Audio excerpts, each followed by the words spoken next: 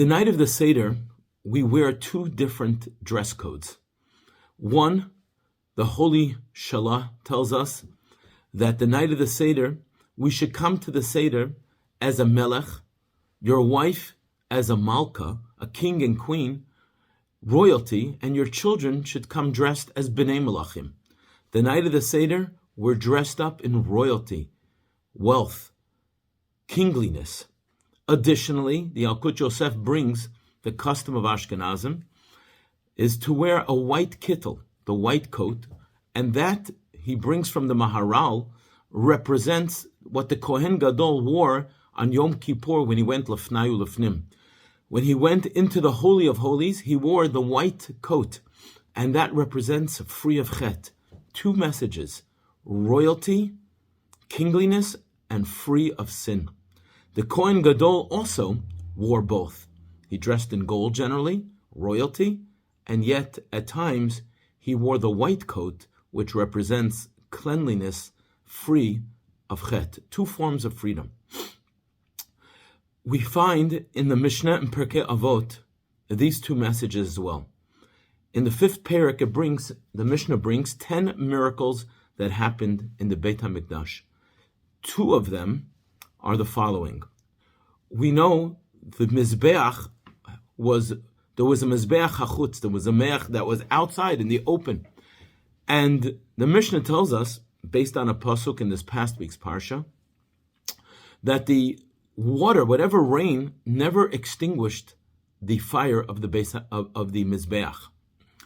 And the Ruach Chaim, Reb Chaim Volozhin, explains that although God could have made a miracle that the rain shouldn't rain on the Mizbeach, and that area over the Mizbeach should always be dry of rain, that's not what happened. It actually rained down on the Mizbeach, but it didn't extinguish the fire. And the message here, Reb Chaim Volozhin says, is rain represents parnasa. Parnasa.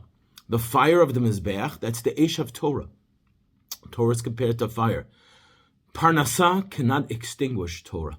All the challenges, all the financial challenges should in any way, create a conflict to our study of Torah, to our dedication to keeping Torah. Money does not sway us from Torah, but the contrary. That's one miracle in the Beit HaMikdash.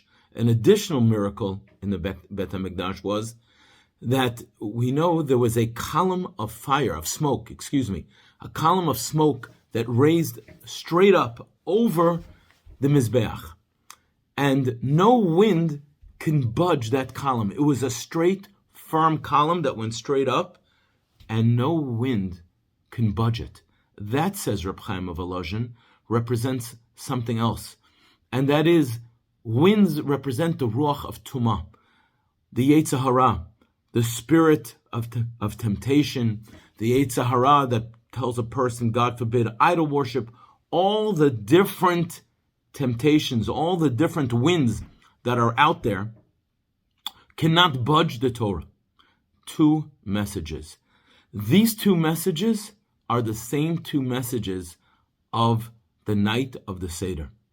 We wear to the Seder royalty, and that is, we go free from the burdens of Egypt. Like we say in the Haggadah, we were avadim to Paro, we were slaves to money, but we left Egypt, we freed ourselves from the burden of Parnasah.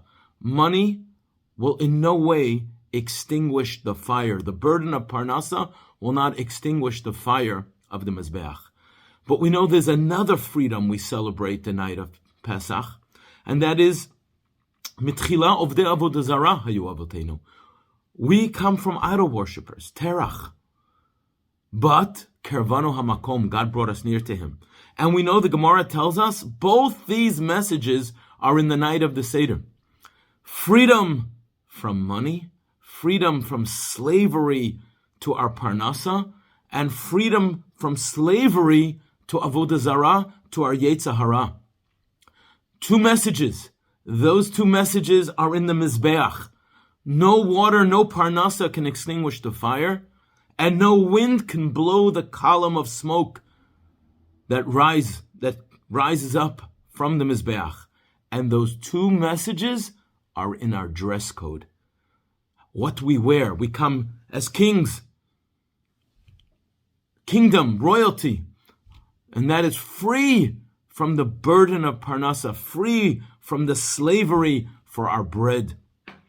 And second of all, we wear the garment, the white garment, the kittel, which represents freedom from our Yetzer Hara.